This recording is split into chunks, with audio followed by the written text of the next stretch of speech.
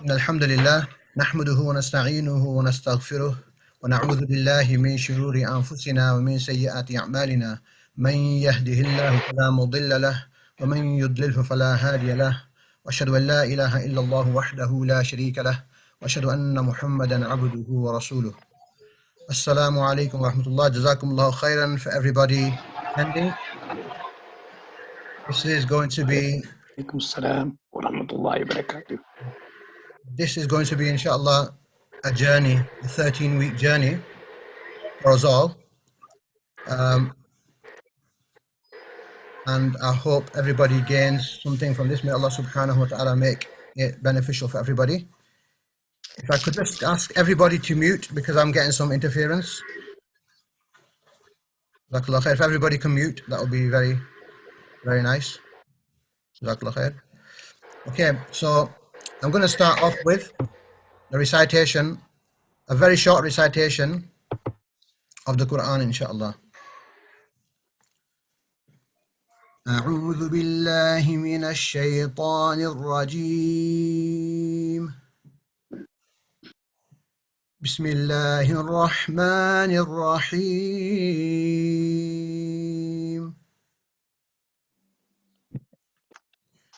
ألف لام را تلك آيات الكتاب المبين إنا أنزلناه قرآنا عربيا لعلكم تعقلون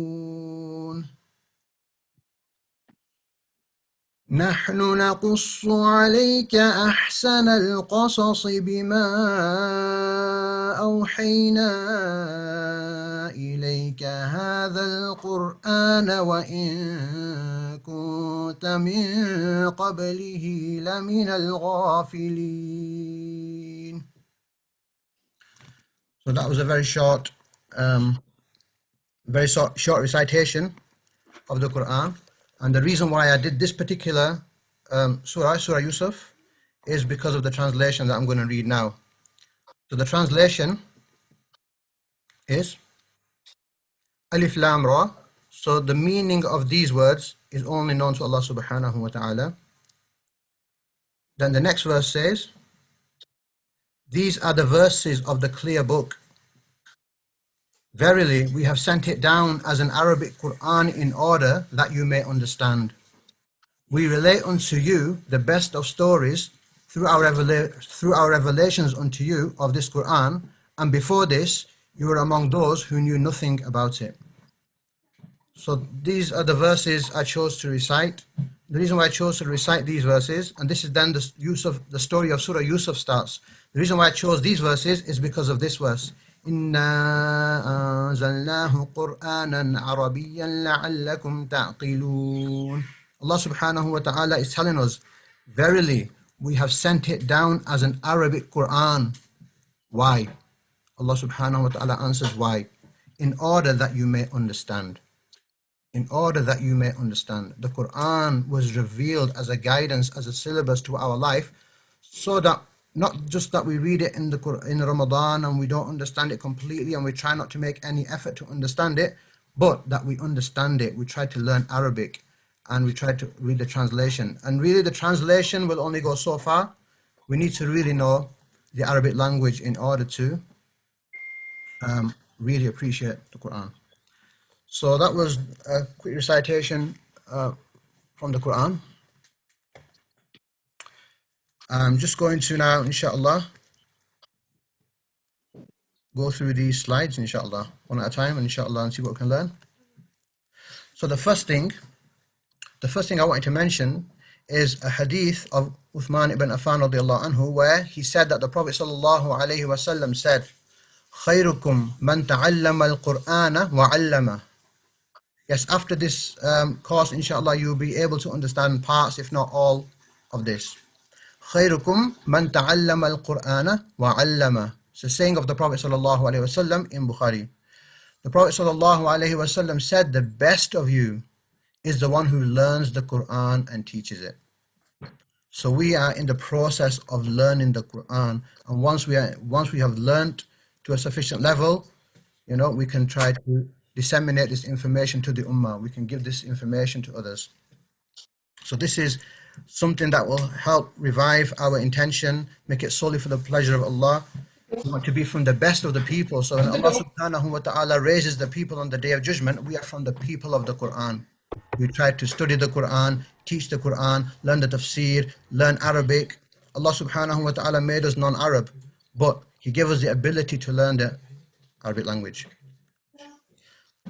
Allah subhanahu wa ta'ala in another part in Surah Yusuf, it's the verse that I just read, إِنَّا أَنزَلْنَاهُ قُرْآنًا عَرَبِيًّا لَعَلَّكُمْ تَعْقِلُونَ. Verily we have sent it down as an Arabic Quran in order that you may understand. Keep on watching the screen. Oops, it didn't appear. It's the next one. Okay. Allah subhanahu wa ta'ala says at another part, yarhamukallah, وَلَقَدْ يَسَّرْنَا الْقُرْآنَ لِلذِّكْرِ فَهَلْ مِن مُدَّكِرٍ. Allah subhanahu wa ta'ala says, and we have indeed made the Quran easy to understand and remember. Then is there anyone who will remember? And if you look at this verse, look at the slides.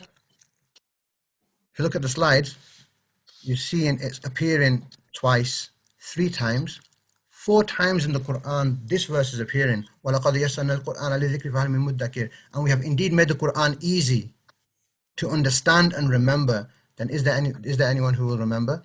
So the Quran, Allah subhanahu wa ta'ala is telling us the Quran is easy. And honestly, I am not a sheikh. I've not been in another country to study anything. I just learned Arabic in a few courses. And honestly, to understand the Quran from basic Arabic is not very hard. It's the easiest text you can learn. You can understand. You just need to learn a few formulas, a few rules. You just need to know the structure of Arabic language, and you can start translating the Quran for yourself. I don't mean written down professionally, but for yourself, you can understand. You can start understanding the Quran. Okay? Ibn al-Qayyim, the scholar Ibn al-Qayyim, he said, if you want to benefit from the Quran, gather your heart when it is recited. I try to understand it. Focus your hearing and act like you are being directly addressed by Allah. So this is one of the etiquettes of, understanding, reading the Quran. If you want to benefit from the Quran, is Allah subhanahu wa ta'ala is speaking to us. And we're trying to decode that language now. You'll see the translation of the Qurans that we have are not accurate. They're not they try their best and they do a good job. But you'll find when you know Arabic that there's, it doesn't give you the full picture. The translation doesn't give you the full picture. I'm going to hope, inshallah, you start getting some of that picture as this course goes on. So before we start, I want to go over a few things. So why not learn conversational Arabic? Why not learn conversational Arabic? So the straight answer to that is because I'm not good enough to teach that. It's not something that I have not a specialty in this, but I'm saying conversational Arabic, I'm not the one to teach that. But I want to tell you something else. Conversational Arabic is good and it will help you in your Arabic. But you need like years of study. You need to study for years to get fluent. And if you live in a Western country or a country that doesn't speak Arabic, then you will have a difficulty in keeping that Arabic in your mind because you need practice. You need to practice it. If you have Arabic friends, fantastic, speak with them.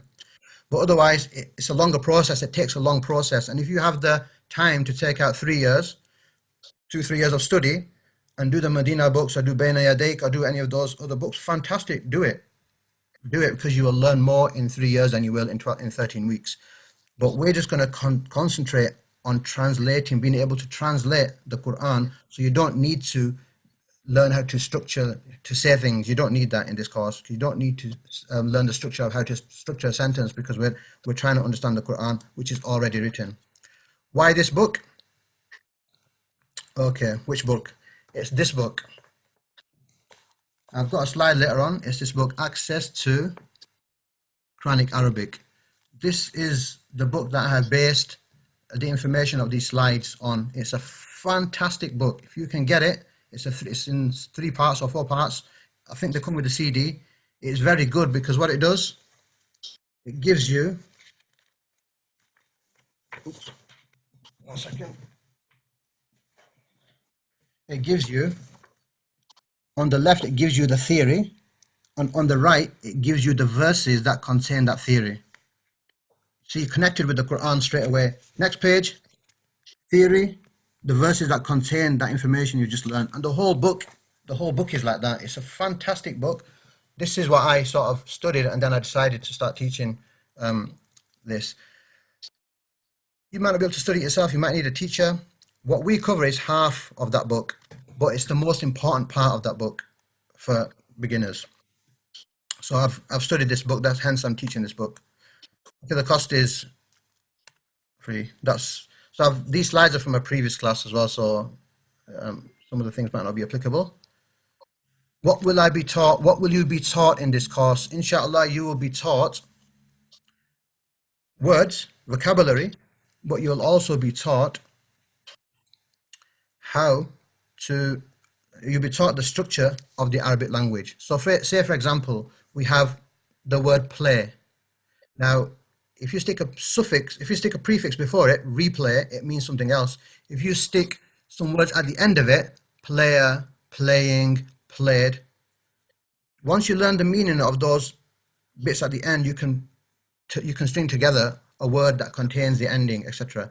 So for example, kitabun is, anybody know kitabun?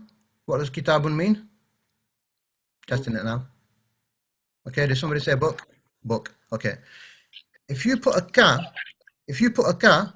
kaf with a fatha at the end of it, and it becomes kitabuka, the ka makes it yours. So I'm saying to a brother, kitabuka now means your book.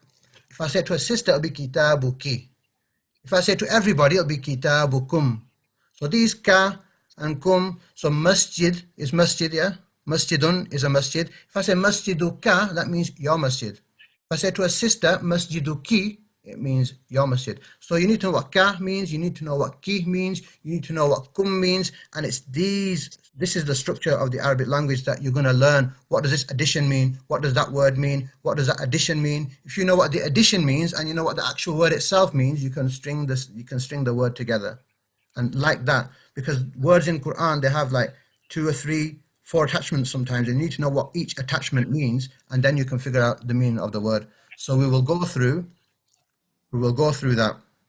Arabic consists of sarf, which is what I just explained now.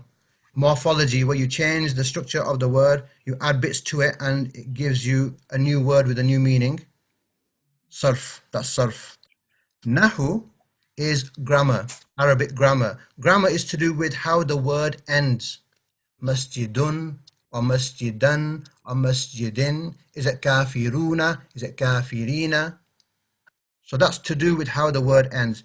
We're not going to do much nahu. We're not going to do much grammar at all because number one, it's hard. It's not the easy knowledge. It's hard. And number two, the Quran has all the fathas and the dhammas and the kasras already written. It already has all the grammar written. So we don't have to figure out the grammar rules to read the Quran because they're already in there. If the Quran had no fathas, no dhammas, no kasras, no tanweens, then we would need to learn grammar to read the Quran. But alhamdulillah, Jazakumullah khairan for the people who put those fatha, dhammas, kasras in. So we're not going to concentrate on grammar. It's hard. It's not the first step. It's like step 2 or 3. And balagha is the eloquence of the Quran. Why did Allah subhanahu wa ta'ala say it this way? Why not this way? Why did Allah subhanahu wa ta'ala use this word and not this word? That's way over my head. That's balagha to be taught by people who have that knowledge. I don't have that knowledge. So what we're going to concentrate on is sarf, which is the first most foundational step of Arabic. You need to know, otherwise you can't go completely anywhere. Nahu and balagha, you don't need to understand the literal meaning of Quran. Nahu a bit, you need a bit of grammar, but not much. And I'll teach just that bit of grammar, inshallah, that you need for the course, inshallah. What will I achieve from this course? I hope, inshallah, you will start to be able to translate by yourself verses of the Quran, small verses, sometimes even big verses.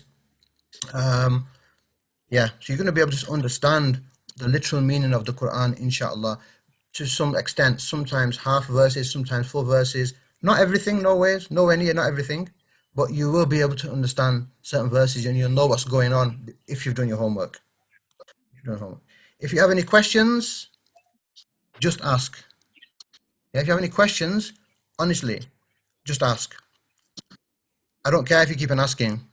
I have a little joke. I say, if you ask me 10 times, I will answer you 10 times with the answer. If you ask me 11 times the same question, then either I need to go in hospital or you need to go in hospital. Okay? But even then, 11 times is fine. Okay? I don't care. Keep on asking. If you still don't get it, then maybe ask me after the class via WhatsApp or ask in the meeting in the group and we can go over it then, inshallah. But don't feel shy. Try not to feel shy.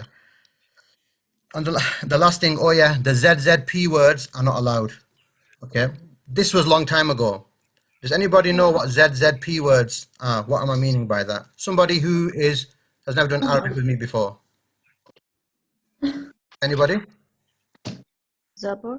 Yep. Zair and Pesh. Okay? But just ignore that part. If you like Zabur, Zair and Pesh, if there's plenty of you, I'll try to mention both because I am a Zabur, Zair, Pesh person as well. I had to learn Fatha, Dhamma, Kasra, and it took some time, and even now I can do it, but Zabur, Zair, Pesh feels like home still. Okay, so you can still use the Zabur, Zair, Pesh ones if you want, okay? But I will try to say both of them, but I'm going to concentrate mostly on Fatha, Dhamma, and Kasra. Okay? Is that all right? I think somebody needs to go on mute. But, okay, so yeah. Okay, so I've written it there. Fatha, Kasra, Dhamma. Okay, yeah, so pretty much all the slides are contained within the booklets. Okay, anybody have any questions on any of that? Yes, please, brother. Sorry. Yes. All it, the Brazil Beige, when you said we're not allowed to use them, like myself, that's all I was ever taught at the place where I was the Quran Shri. So why are we not? Yeah, so why are we not allowed? Okay, just cross out the last line. You're allowed to use it. You can use it. I will try to use Zabr, Zair and Pesh and Fatha Dhamma Kasra at the same time. So the people who don't understand Fatha Dhamma Kasra, for you guys, I'll mention both as well. Is that okay? Okay, Jazakallah. Barakallah Yeah, feek. Jazakallah. Any other questions? Okay. Okay. Let me just check the messages. Okay. Yeah. Okay. Okay. So what we'll do is we will just move on from that, inshallah. So this is my school teacher taught me to label my graphs, but this graph isn't labeled. Okay, so can anybody tell me what? Anybody who's not done the course before, because if you've done the course before, you know the answer. Anybody who can give me an idea what this graph is showing? Just speak it or say it, yeah. Is it the surahs in the juz? Is it the surahs in each juz? No, but that's the first time I've heard that one. That's a good answer, but no. Anybody else? Assalamu alaikum. I think it's the number of students in your first class and the number of students in your 10th class. Exactly, sister, you're right there. Okay. Okay, so it's just a graph of the students. Normally I teach this class locally, so you get about 30 people in a room, etc. So Arabic classes start off like this. They start off with a lot of interest and a lot of students, but the interest goes down. I'll tell you why. It might not be due to the teacher. There's some very, very good teachers out there, okay? Very, very good teachers out there. But what happens, if this was a beautiful Sirah course, a 13-week Sirah course, where all you've got to do is just come in, listen to the beautiful story, and just take it in, just enjoy it with your family. Even then, the same will happen. It's consistency. And with Quranic Arabic, obviously you're going to have homework, you're going to have tests, you're going to have to learn things. So what happens is the attendance goes down. So I say, should it? No, it shouldn't go down. It should stay exactly the same. Okay, and I want it, inshallah, to stay exactly the same. Okay, but the thing is this, because consistency isn't there, then the thing goes down. You find it hard, you struggle, and then the lines start coming down. But I say this, look at the 30 part. That's where the men and the women are, and the boys and girls. At the end, week 10, that's just where the men and women are. And the question you need to ask yourself, are you a man and a woman, or are you a kiddie? If you're a kiddie, then you're going to drop out. I don't want anybody to drop out, okay? You might not ever experience this chance again in your life, I'm telling you. There's people who texted me saying, I always wanted a course like this. I always wanted a course like this. Last time, a sister, a few years ago, a sister said, this was my like dua come true. Like she came, you know, she traveled about maybe an hour's journey to come to the masjid where I was teaching. And, you know, she really wanted it. And you might not get another opportunity like this. Yeah. So what I want you to do is bring your heart and soul to the classes.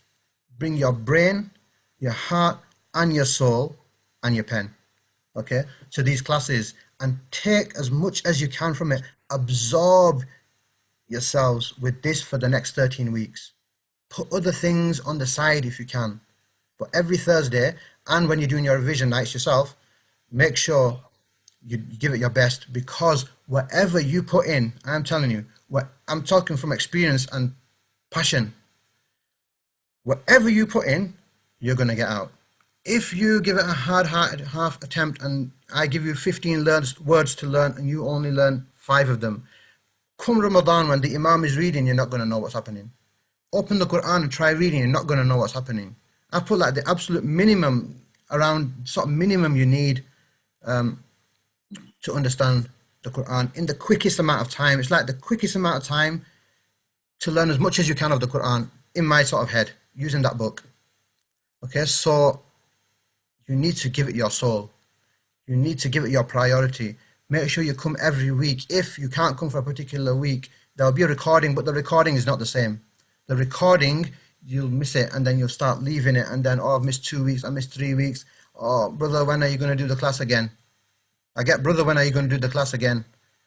So I don't want you to be like that, okay? It's a bit of a guilt trip, but you're in it until the end, inshallah, okay? You're in it until the end. Get stuck, give me a shout. Give me a text message, give me a call, whatever. You'll have support, inshallah. Everybody happy with that? Any angry people? No angry people. Okay, nobody's typing. Everybody's gone. Okay. Right, so we're going to move on. So this is the book that I showed you, Access to Quranic Arabic. It is the one on the, it's the set, but the one on the left is the one that contains the information, the main information. The workbook, the homeworks come in that orange book, yellowish book, sorry, and the selections, the middle one is just a selected set of verses, etc. It's a very, very good book. May Allah SWT reward Abdul Wahid Hamid. I don't know who he is, I've never met him, but alhamdulillah, I recommend you to get this book and go through it. Okay, I've taken information from there and put them in slides. Where can you get them from? Is that, yeah, okay. I just imagined that question. It came up. Yes. Any good bookshop? I don't know where. You can just get them from. Check on the internet. Amazon, maybe eBay. Yeah, eBay, Amazon. Maybe some Islamic bookshops. Yeah, it's really good. It's really good, inshallah. Assalamu alaikum, brother. Assalamu Do we get all 3 of them, or just the first one? Sorry. They all come as a set. So. Oh, is it just a set? Okay. Yeah, the dark ones. Let's go back. So the sort of reddish one, that's the actual textbook. The yellowish one on the side, that's the sort of your questions, your exercise book. It's all labeled like you have some exercises to do after the section in order for you to proceed to the next one. So that's a good book. And then the third one is just selected verses of the Quran. I think it's like the most frequently occurring verses of the Quran, etc. So it's all good. It's all good, inshallah. Okay. All right. Jazakallah. Brother, I was just going to ask on the group that if anybody in the Northwest manages to get hold of them, would they put it on the group chat so that we can all sort of like try and get hold of them? Yes, please. Like where they got it from, please. Yes, please. That would be good. Inshallah. Jazakallah. Thank you, Sani. Right, so just before we start, by the way, can anybody see a box on their screen that says please move? 1 second. Yeah, I can see it. Yeah. It's gone now, is it? It's gone, is it? Yeah. Yeah. I hope it doesn't come in the recording. I don't know what's going on there. It's back again. Sorry? Yeah, please move this. I can't read it all because I've got something in the way. Anybody know what I need to do there? Is it my phone? It might be my phone. Okay, I've got no idea. You're just going to have to live with that. I think it is. Gone away. I think it's a text box. If you double click it, you can delete it. Really? Let's try that. It comes and goes, comes and goes. Is it? Let's try. No. It's something to do with the share screen. If you stop the share screen and share it again, it might work. Really? Okay, I think. Yeah. Okay, I'll just live with it for the time being. Yeah, it keeps on coming. Okay, fair dues, inshallah. Okay, so intention. The Prophet ﷺ said, do not acquire knowledge in order to compete with the scholars, nor to argue with the ignorant, nor to gain mastery over the gatherings. Since whoever does that, then the fire. Okay, the fire. So the Prophet ﷺ is warning us that our intention needs to be to please him alone, subhanahu wa ta'ala, not to please the people, not to sort of smash people up that, hey, look how much Arabic I know, who are you? This sort of thing, but it needs to be for the pleasure of Allah subhanahu wa ta'ala. So if our intentions have been corrupted, or we think, maybe they're corrupted, now's the time to, rectify your intention that is solely to please Allah subhanahu wa ta'ala, like the brother put in the chat message, solely to please Allah subhanahu wa ta'ala, so that we come closer to Allah subhanahu wa ta'ala. Allah subhanahu wa ta'ala will be pleased with us. This is worship. This will count in the akhirah for us, and Allah subhanahu wa ta'ala will be pleased with us. On the day of judgment, if Allah subhanahu wa ta'ala asked us, this Quran was sent to you, what did you do with it? Inshallah, we hope we have an answer that Allah subhanahu wa ta'ala tried learning the Arabic language so that I could understand your words directly from the Quran. So forget what the people, forget what anybody says, whether they criticize you, whether they don't, forget everybody else, just Allah subhanahu wa ta'ala alone, inshallah. The Prophet ﷺ said, any group of people that assemble in one of the houses of Allah to study the Quran, tranquility will descend upon them, mercy will engulf them, angels will surround them, and Allah will make mention of them to those, the angels, in his proximity. But I normally mention this slide when I'm doing the class in a masjid, but it's not in a masjid this time, we're on lockdown. So may Allah subhanahu wa ta'ala give us some reward. Okay, Bismillahir Rahmanir Rahim. In the name of Allah, the Beneficent, the Merciful. So we're starting now, inshallah. Does anybody have any questions before we start? I was going to say regarding the hadith, does it apply now? Because technically, if we had the intention, majority of us will be at the masjid. Yeah, Allah A'lam. I hope we still get some reward, inshallah. But Allah knows best. Okay, Arabic terminology. So in Arabic, we have nouns. Anybody know what a noun is? Noun is the name of a person, place, or a thing. Is it not an object? Yeah, so it's the name of something. So table, car, sun, house, human being, they're all nouns, okay? We're happy with that. In Arabic, we call that ism. Ism. Do you need to know that super duper? You don't really need to know it because, well, it's good to learn. If you can learn that, fantastic. Actually, Bismillah, ism is in there, so do learn that one. Just sort of maybe highlight or asterisk the part that I say, here, this is good to learn, because it might not come up later on. Okay, so this is one of those, these three terminologies, it's good to learn, just to get started sort of thing. These are examples of nouns, ism. So, kitabun, rajulun, qalamun, filun, baqaratun. These are examples of nouns. And just before the class started, I mentioned this, I'll mention it again. If you have done some Arabic before, you've studied some Quranic Arabic or conversational Arabic, etc., you've done something, and you know the answer to the question I'm asking already from the previous class you did, or from the previous time, then your I'm going to call you guys Arabs. You're the Arabs. And the people who are brand new to it, they've never done anything like this before. It's totally new for them. And anything that they're learning from this class, you're the non-Arabs. So my questions will be directed to the non-Arabs first, to give them a chance. We've got some Sheikh experts sitting on the side somewhere. We'll be answering them all, but then we won't be able to give a chance to the people who are brand new to it. So the newbies, the non-Arabs, you're the ones who I'm going to ask first. If no non-Arab is coming out with the answer, then I'll send it to the Arabs. Okay? Go and check your passports. So, Kitabun, Rajulun, Qalamun, Filun, Baqaratun. Can any non-Arab tell me what's in common with those? What's in common with those nouns? The end Are you of the word. Are you non-Arabs? Yes. Yeah. Okay. Yes. Look at the ending. Double dhamma, do pesh. Okay, or tanween. It's kitabun, rajulun, qalamun, filun, baqaratun. So any noun by default ends in double dhamma. It ends in double pesh. You might want to write that down somewhere. Any noun that I say, masjid. What will masjid be really grammatically? Masjidun. Masjidun. And this dun, this ending, can you see a double dhamma? This is the grammar part of this word. This is the grammar part of this word. How the word ends. It could end kitabin, kitaban, but default is always kitabun. We will go into that grammar maybe next week, inshallah, a bit.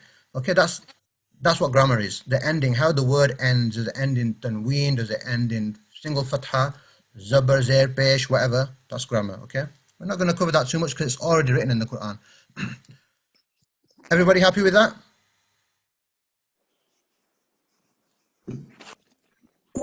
G. Fantastic. That's a strong G, that. I think you've had some good food today. Okay, oh, and a strong yes there as well. Okay, good. The second one is verbs. Can anybody, Arab or non-Arab, explain what a verb is? Doing word. Fantastic. Doing word. Fantastic, okay? And we're getting the same there, doing word, alhamdulillah, okay? I'm looking at the comments there. So a doing word, so, to talk, to study, to kill, to act, to find. These are all verbs, fi'l in Arabic. Do you need to know the word fi'l? Not really, but just remember this one as well. Fi'l, okay? So darasa, alima, qatala, amala, wajada. They look similar. Do they end in a double? Do they end in a double, a tanween, a do pesh? No. Okay, so that's one way to tell verbs apart. A verb doesn't end in a double. A noun will end in a double. Will it only end in a double? No. But if it ends in a double, it's a noun. So darasa means to study, alima to know, qatala to kill, amala to act, wajada to find. If you know Urdu, then many of these words you'll already know. Inshallah. Yeah. I can't read it all, but can somebody say what that thing says? Please move this. That's all it says. It just says, please move this. Oh, really? Okay, fair dues. All right, we'll just leave it. Just bugging me a bit, but it's fair dues. Okay. Okay, so the next one is harf. Harf are particles. Particles are words like this. Ala, min, fi, man, ila. These are connecting words. They're connecting words. Right, on, from, in, whom, to.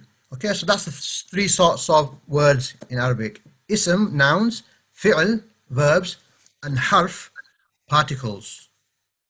Everybody happy with that?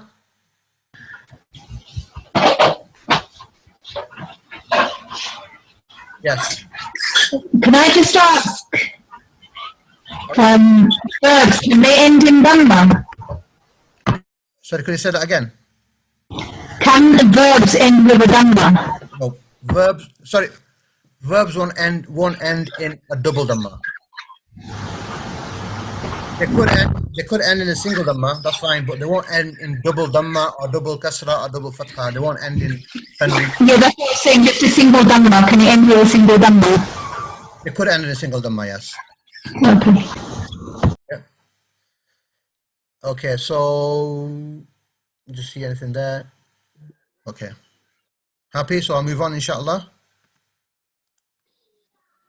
1 second. Right. So this is an example of a noun. Kitabun.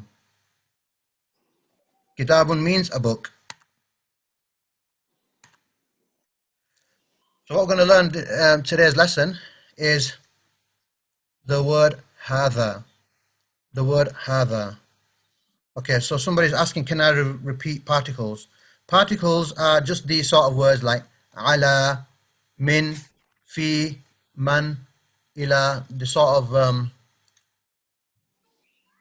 them sort of words. They're like connecting words. They're not a noun, they're not a verb, they're connecting words. Prepositions are in there. Yeah, prepositions. I don't know if all the huruf are prepositions though, but the ones there are all prepositions. In English grammar, you call it preposition. Conjunctions as well. Sorry? Conjunctions maybe as well. Maybe conjunctions. I'm not really familiar with the connecting words, yeah. Yeah, so somebody's saying, I thought harf meant letters. Yeah, it can also mean letters, but it means particles. Okay, so kitabun, a book. So what you're going to have to learn, and I'm going to tell you what's going to be in your test as well. I'm that sort of teacher who's going to tell you what's in the test. Okay, so hadha means this is. There's an example here, okay? Dhalika means that is. Huwa means it is. This is just an example. We read in the Quran, ذَلِكَ الْكِتَابُ. It means that is the book. But if you look at your translations, it's not going to say that is. It's going to say this is. But this is hadha. So this is where you're going to lose some of the effect of the translation when it's translating, because it's not just translating, they have to render it into English so that the English person can understand it and make sense of it.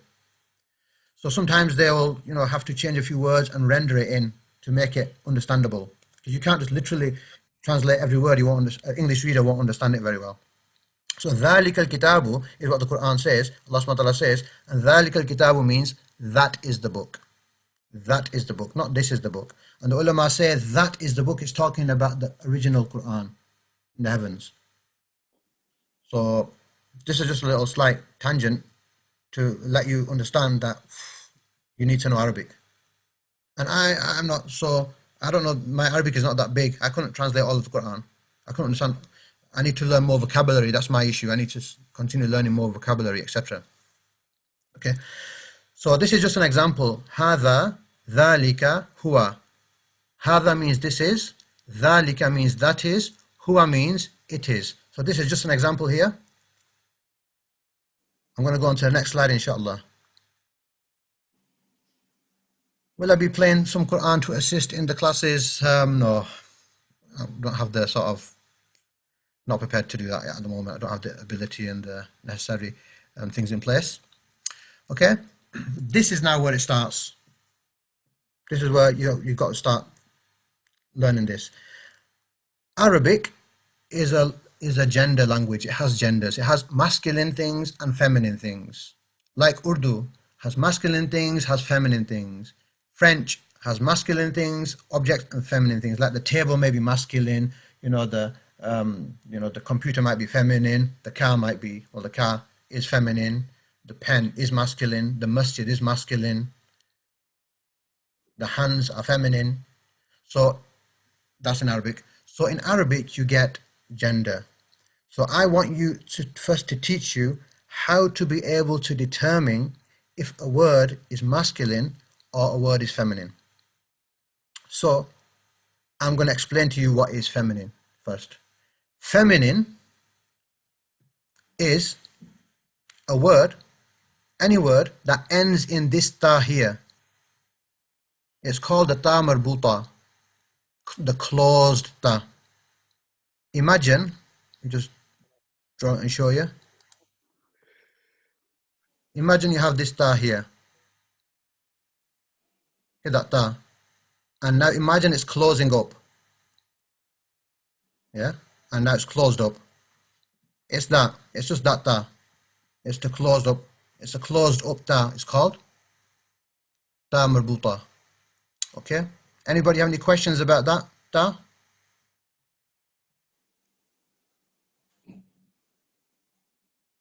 No? Everybody good? So any word that ends in ta marbuta is feminine, closed. Yes, ta marbuta means the ta that is closed. So jannatun is feminine.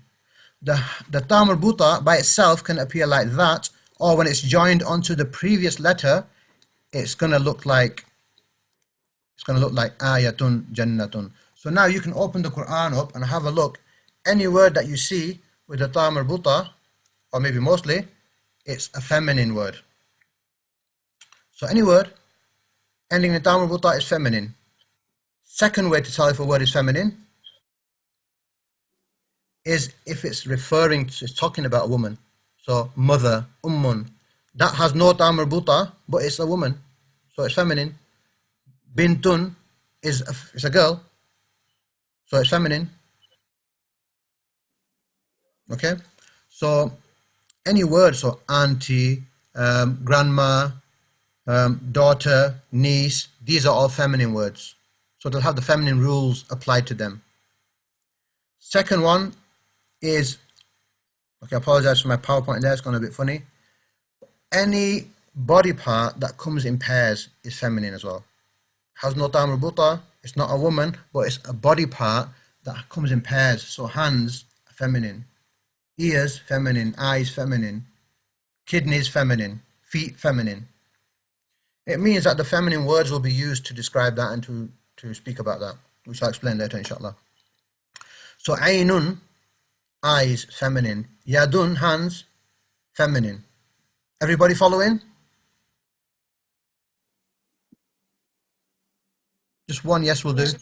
Okay, Yes. Okay, good. I presume everybody else is fine then as well. Okay, alhamdulillah, good, fantastic. They're coming on here. Right, okay. And the last way to tell if a word is feminine is there's just a set of words that were historically known feminine to the Arabs. In the time of the Arabs, they treated these certain set of words as feminine words. So they don't follow any, they're not ta marbuta, it's not a woman, it's not a body part that comes in two. It's just an exceptional list of some words. I don't know if that's 10, I don't know if that's 20, but there's a certain set of words that are historically feminine. There's not too many. So for example, shamsun, the sun, is feminine. Sama'un, the sky, is feminine. Jahannam is feminine. Sabilun, a path, is feminine. Nafsun, a soul, that's feminine. So it's just some words, but the majority is ta marbuta, I'd say, and then maybe the women, and then the body parts are coming too, and just some selected words are just historically always known to be feminine. Pair of socks or gloves, would that be feminine? Allahu A'lam, I'm not sure about that. All I've learned and what it contains in the book is a pair of body parts. Interesting question though, I don't know the answer. So can somebody from the brothers repeat the 4 things that are indicators of a feminine word? Some brother, non-Arab brother. Arabs or Yes? non-Arabs or Arabs? Non-Arabs. All questions for non-Arabs, unless I say Arabs as well. All questions are for non-Arabs first. Don't tell me you're all Arabs. Ends with a ta, refers to female, one of a pair of body parts, historically feminine. Fantastic. And that ends in a ta marbuta, okay? Not the normal ta, but a ta marbuta, a closed ta. If it ends in this ta, if it ends in this one here, can you see it? Yeah. If it ends in that ta, then it's not feminine. It's got to be the ta marbuta, it's got to be the closed one. Okay? So this is going to be in your test. This is going to be in your test, that tell me the ways you can determine a word is feminine. Okay, can you repeat the words of the historically feminine words? So shamsun, it's on the slides. I hope it's on the slides anyway. Shamsun, Sama'un. Sama means sky. Let me just check if it's on the slides. Yeah, it's on the slides. Jahannamu, which is the hellfire. Sabilun, which is a way, a path. And nafsun is a soul. Yes, all words with ta marbuta are feminine words. But sometimes you get some words with ta marbuta and it's actually the name of a person like Hamza. Okay, but look, let's just look at this ta marbuta. Salih is a boy's name. How do you make it feminine? Saliha. You put ta marbuta on, it becomes feminine. Jamil is a boy's name. But Jamila, with the ta marbuta on, it becomes feminine. And there's many words like that, that they're masculine words, but when you stick the ta marbuta on, it becomes feminine.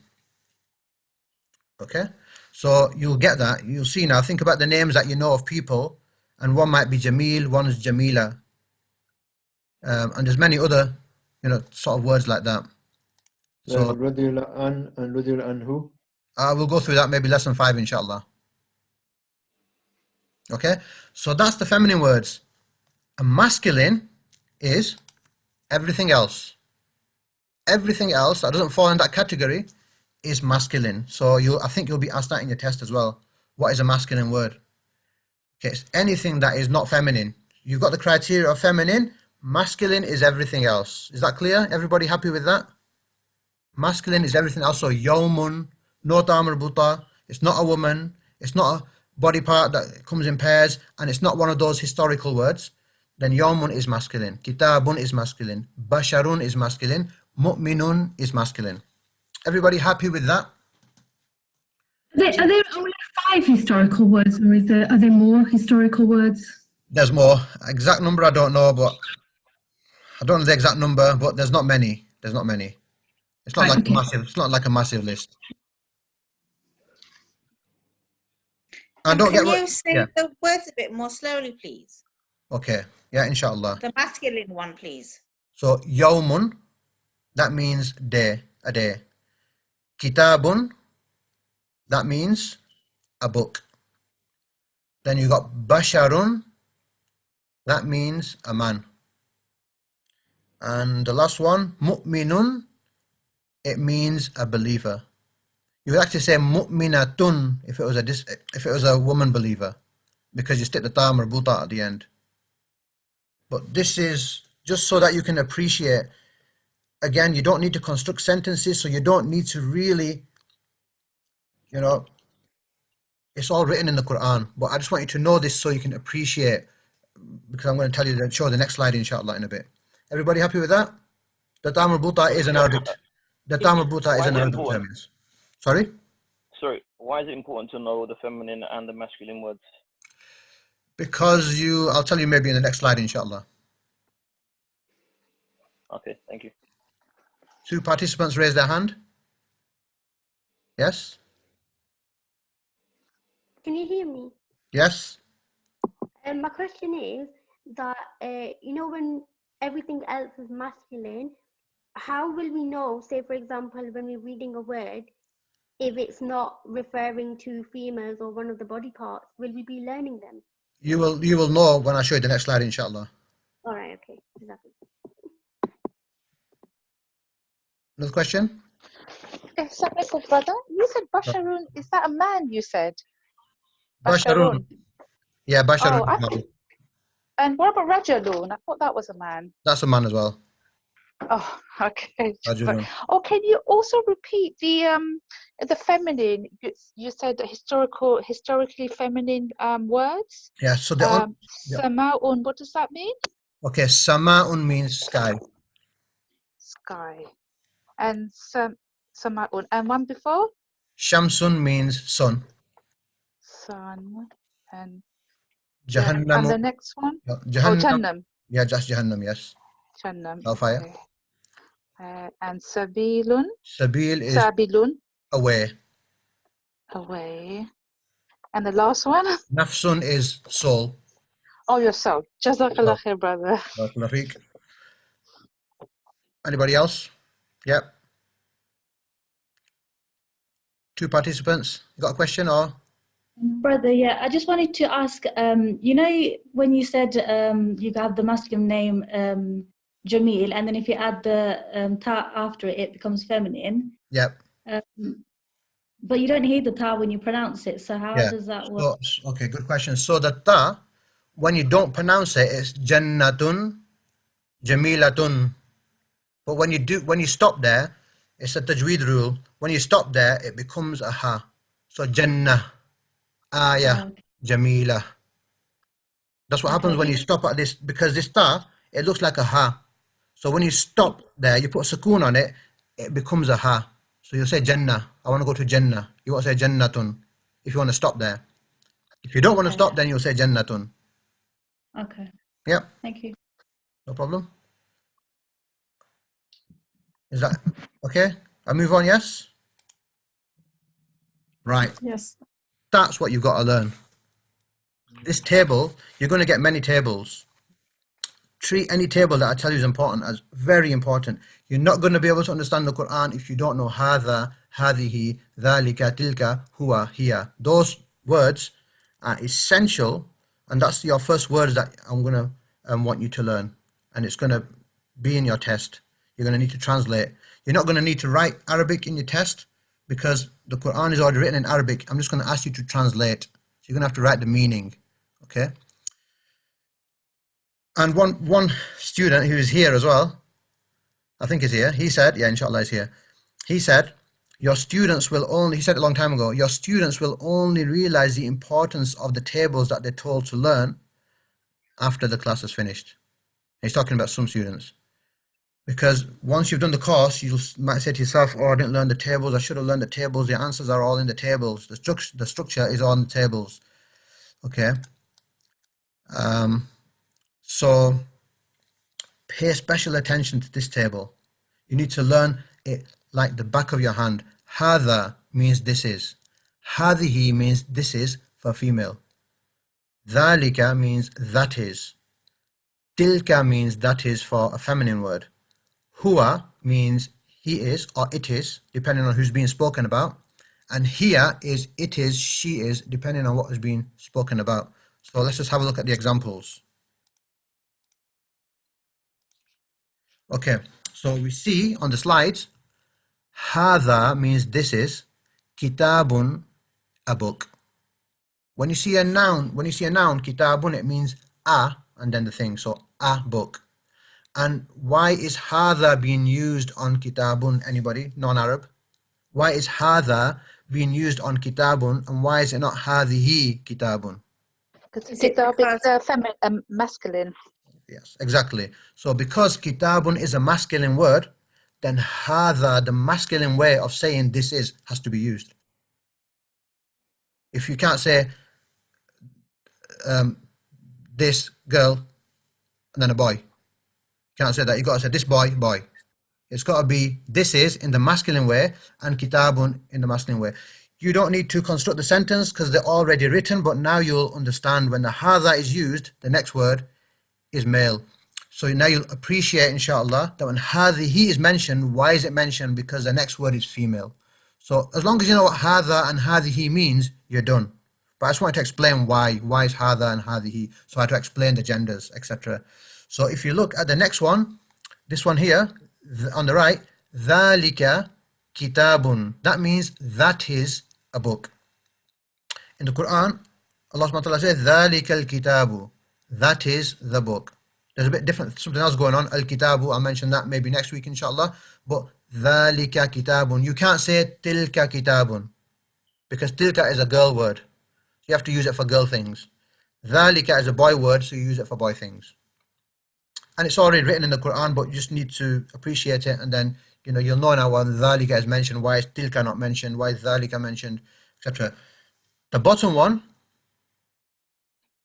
Okay, somebody's asking, how do you say this is a book? It's just hadha kitabun. Oh, but for a feminine. Oh, we'll do that later, inshallah. Okay, yeah. Last one on the right, huwa kitabun. Huwa kitabun. If it's talking about something inanimate, then you're going to translate it as it is a book.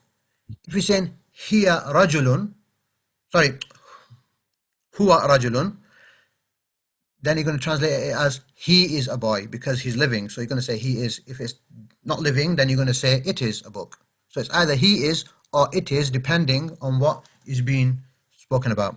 So huwa means, huwa kitabun means it is a book. Dhalika kitabun, that is a book. Hadha kitabun, this is a book. Let's go to the feminine side. Hadihi shajaratun, non-Arab. Why is shajaratun feminine? You can tell because hadihi, it's a feminine word. But how Tree is feminine. Tree must be feminine. Fantastic. Tree must be feminine because hadihi is being used. So the Quran tells you. But now you're going to understand, inshallah. Shajaratun is feminine because of the ta marbuta. That tells you it's feminine. So you're not going to see hadha shajaratun. You're not going to see this is a tree. Hadha shajaratun. It's going to be hadihi shajaratun. So now you're going to know. Now you know why hadihi will be used, or why when hadha will be used. Why? Yes. Question.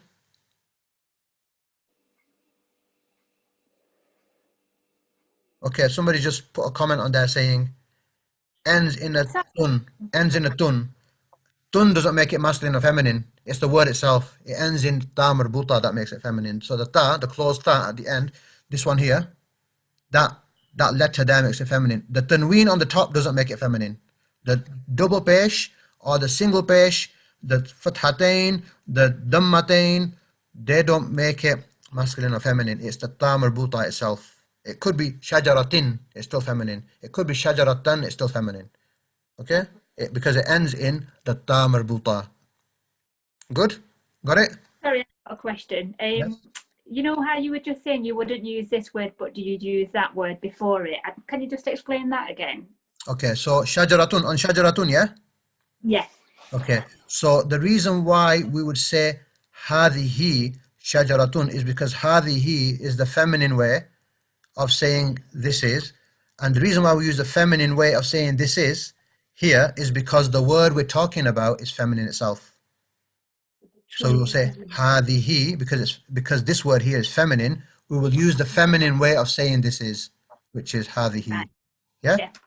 Yeah. Thank you. And honestly, to tell you the truth, when you ask questions, it helps the rest of the people as well, because you ask a question and everybody else benefits from that. So it's good. Yeah. Sorry for the interruption. May I ask? I'm Sikandar here. This, when you say zalika, I see only a zabar. I'm sorry for using that. That's fatha. No problem. Without an alif. We are used to saying, like, if I were to read that, I would say zalika. Yes. Okay. So that's maybe to do with the font that I used to make these. But yes, it would be dhalika really. So in your Quran, you'll maybe see a little alif, or you call it a kari zabar. You see a kari zabar or a little alif next to that means make it a bit longer. Yes. It's just maybe the font that has been used here. So yeah. But yeah, Jazakallah khair for pointing that out. Dhalika really. Sorry, can I just ask a question, please? So in order for us to realise which masculine or feminine, we need to look at the noun first. Is that right? So you'd look at kitabun or shajaratun, and once you know that's a male or a female, is that what will make you decide whether you use hadihi or hadha? No, so in the Quran it's already written. So there's two ways you can do it. You could just look at the word and say, oh, I know it's got ta marbuta, so it's feminine. Or you could just look at the word that's describing, talking about it. Is that the masculine word? Is that feminine word? And then it will make you understand. You don't really need to, as long as you know what hadihi means, and as long as you know what shajaratun means, you're done. You're sorted. Okay. It's just to let you appreciate that there's a difference between hadha and hadihi, and that comes down to the genders. That's all. Are there any exceptions to the rule that the ta marbuta is it always feminine? The ta marbuta?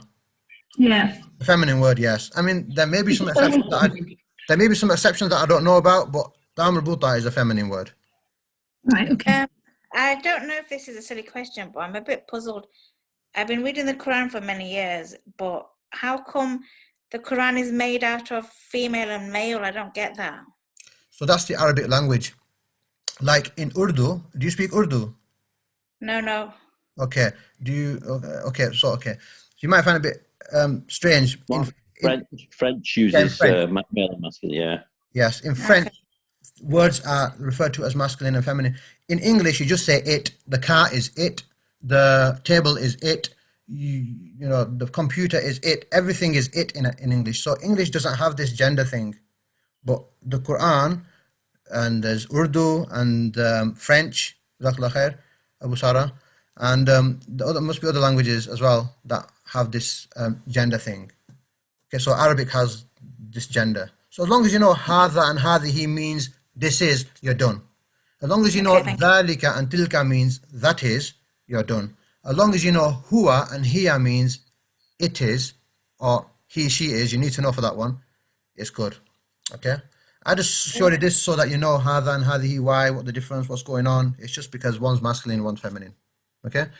If we had to construct sentences, then you would have had to know this properly. But the sentences are already constructed for us. The sentences are already written for us in the Quran, so we don't need to worry about it. As long as you understand hadha, hadihi, job done. Okay? So this table, you're going to have to know it like the back of your hand. One of the ways you can do it is, I'll go through that after, inshallah. Okay, anybody else got any questions? Can I slow down? Okay, inshallah. Brother, can you hear me? No, I've just read it. Hello? Yes, yes, I can hear you, yes. Yeah, sorry. So it's going to sound like a silly question. Go for it. So I'm assuming that, you know, if I look at the word kitabun, it's got a double dhamma. So if it didn't have the double dhamma, it'd be kitab on its own. So is that a masculine word? Is kitab a masculine word on its own? Yeah, kitab is a masculine word. The dhamma at the end, or the fatha or the kasra, makes no difference to the gender. It's the actual word itself that is masculine. Kitab is a masculine word. Yeah, so tilka is a feminine word. So if you go back to, I think it's Surah Yusuf, Alif Lam Ra, tilka ayatul kitab. So tilka is a feminine word. Kitab is a male. I don't know if I don't want to confuse you, but am I just confusing Tilka, myself? okay. So tilka ayat is a feminine word. Ayat. Yeah. Okay. Ayat. Yes, Because that doesn't have a tam marbuta. It doesn't have a tam marbuta. Yeah, but it's because the singular is the singular has a tam marbuta. Ayah. Yeah. So then the plural, I presume, is also feminine. Okay, so I'm not confused or anything. I am making sense of that. Yeah, no, you're making sense. Okay, The main thing to remember is tilka means that is, job done. Yeah. And as long as you know what ayah means, job done. Yeah. I don't want you to get hung over the fact that is it masculine and feminine. As long as you understand the words, that's the main thing. You can appreciate that hadha and hadihi. You can open the Quran and you have a look. Hadihi, you'll see it's a feminine word. It might look masculine, but it's going to be a historically feminine word necessarily. Okay, so as long as you understand hadha, hadihi means this is. As long as you understand dhalika and tilka means that is, and huwa and hiya means it is, but when it's talking about a man, it's going to be huwa. When it's talking about a woman, it's going to be hiya. So just remember the words in the table. Going to be in your test, inshallah. Okay? I didn't want to spend too much time on this, but let's just look at it. In Arabic, the adjective comes after the noun. So in English, we will say the fast car. We will say the fast car. We will describe the word and then we will say the word itself. The fast car. In Arabic, we say the car fast. In Arabic, we say the car fast. The house big. The description in Arabic comes after the noun. Everybody happy with that? Okay, it's just a simple bit of information that's how the Quran is. So look at this one here. Quranun Kareemun. So Quran is the noun. Quran, noble. In English, we would say a noble Quran. But in Arabic, we say a Quran noble. The house big. The car small. So the adjective, the description, comes after the noun in Arabic. Ilahun, over here. Ilahun, a God. Wahidun, one. In English, we say one God. In Arabic, we say God, one. That's pretty much it. I just wanted to show you on that slide. Anybody got any questions? You'll also notice, okay, you'll also notice this one here. The adjective will agree with the noun in another way. If this ends, if Qur'anun is double dhamma, is do pesh, then its description is also going to be do pesh, the grammar. The grammar at the end of the description is going to match the noun it's describing. This is just information. It's already in the Quran, but I just thought I'd just mention that you'll notice a description has the same ending as the noun it's describing. Ilahun wahidun, both they are ending in dopesh, double dhamma. The description is ending in double dhamma because the noun is ending in double dhamma. But that's all. Okay. Main take home from this page is the adjective comes after the noun. In Arabic you say the car big, the house big. Happy everybody? Yes. Somebody's asking what is adjective in Arabic? It's sifa. Sifa is adjective. Okay, next slide. Can you believe it? Can you believe it if I tell you that's it? That's all we had to do today. Understand? No. Well, now we're doing a bit more, teeny bit more, but the theory is that's it. That's the theory for today. The theory was, I'll mention it again because honestly, mentioning again and again and again drives it in. So, a feminine word is a word that ends in ta marbuta. It's a word that is a woman. It can be a word that is a body part that comes in two, in pairs. And there's some words that are historically feminine. Everything else is masculine. And then you need to know, hadha means this is, and hadhihi means this is. Dhalika and tilka mean that is, and huwa and hiya mean it is, or he is, she is. I wanted to mention to you how many times some of these words come in the Quran. Maybe I'll put it on the WhatsApp group. Some of these words come in the Quran. The words we cover in our class will cover 40%, over 40%, maybe even 50%. But over 40% of the words in the Quran you're going to learn here, inshallah, in this class. So you're not going to learn a word that comes just once or twice in the Quran.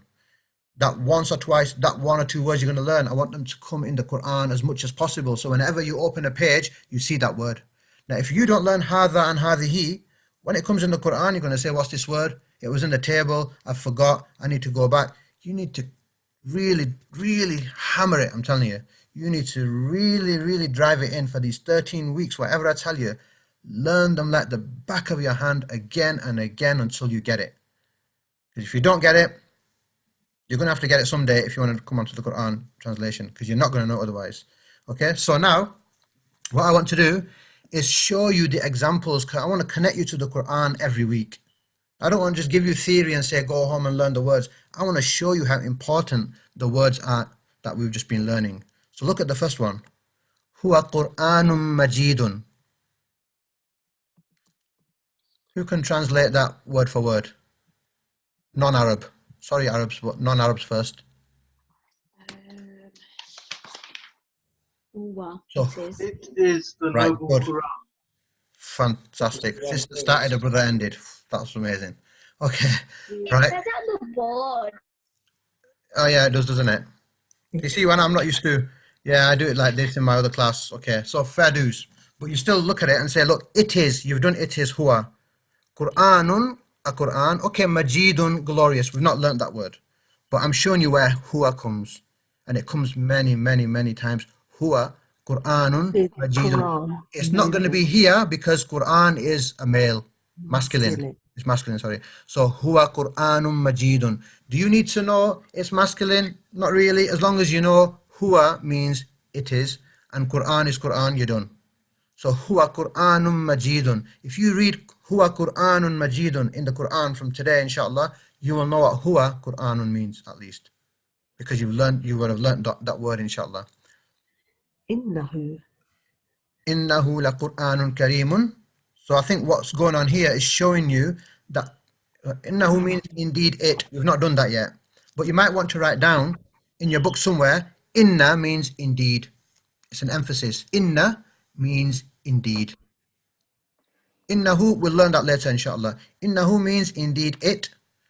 La Qur'anun Kareemun. I want you to just show you that the adjective comes after the noun here.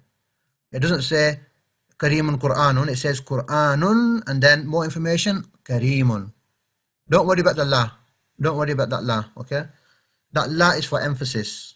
Write it down if you want to, Arabs or anybody. If you need to know, you can write it down. That little la at the front there is Can for you say it emphasis. again, please? Which part? The whole thing. The second part, please. Okay, so innahu, indeed it, la Qur'anun Kareemun. Qur'an is the noun, Kareemun is the adjective. So what I'm doing here is I'm explaining that the adjective here in this verse is coming after the noun. It's not saying it is a noble Qur'an, it's saying it is a Qur'an noble. That's how it's in Arabic. And that little la that you see, la Qur'anun, don't worry about that. It's for emphasis. Does the adjective always come after the noun? Yes, the adjective comes after the noun it's describing. Yes? Yes. Happy? Yeah. Coming next week? Definitely. Fine, inshallah. stop us. I don't want to scare you off, okay? So I don't know your addresses, but I'm just got your phone numbers, but you know, I'm not going to give you a hassle, but you've got to come next week and the week after. Definitely. And when it gets hard, you're still going to come, but ask me. I don't understand this. I can't figure it out. We'll go over it, inshallah. Ask it in the group, the WhatsApp group, because then everybody will benefit, inshallah. Brother, I'm not in the WhatsApp group. I'm just joined today, late. Yeah, what happened is so many people, even now my phone's been going ballistic over the last few days, and even now people have been contacting me saying, I want to join, and I don't have time to put them on anymore. So send me a message. There's about 20 people that registered today, or even more. Just send me a message saying, please put me onto the group, etc., and then I'll do it, inshallah. I've got a list of everybody, but I need to, you know, just got to sort it out. Bro, Okay. have you added any more students? What is your maximum capacity? To tell you the truth, right, okay, we've got, alhamdulillah, Allahumma barik fina, we've got 163 people right now participating. So, alhamdulillah, so that's why I feel so happy that there's so many people want to learn. To tell you the truth, if somebody can catch up, it's not going bad. I know the disadvantage is there's people who are not speaking. So what I would do is, for those non-Arabs that have been speaking a lot, see if you can give other people an opportunity, because I can't see you guys, so I can't see who's snoring away, who's looking at the wall, who's, you know, got his head in his hands thinking, what have I done here, right, etc. So even if the non-Arabs who are speaking quite a lot, if they can give time to maybe other people, because there'll be people who are not speaking, I can recognize the same voices again, yeah? So I want everybody to participate or at least understand. Oh, really? Sorry? Yeah. Sorry, what was that? Okay. Sorry, no, I'm just talking to my friend. Oh, sorry, I didn't know it was on. That's fine. Okay, alhamdulillah, jazakallah khair. I would rather type than my voice. Oh, okay. Okay, fair dues. No Chef, problem. don't take it personally. The people that are not speaking, they're busy writing. Yes, a good that's thing. true. That's true. My phone's going crazy over there. I can see it. Yes, and the other thing is, because this will be recording, it'll be on YouTube, inshallah. Some people might not want to speak. Fair dues, I understand that. So somebody just said something. I don't understand the second verse. Okay. So innahu means indeed it. We've not done that yet. Just remember that inna means indeed. Try to remember that inna means indeed. La Qur'anun is Qur'an. Don't worry about that la. Just Qur'anun, okay? And then Kareemun means noble.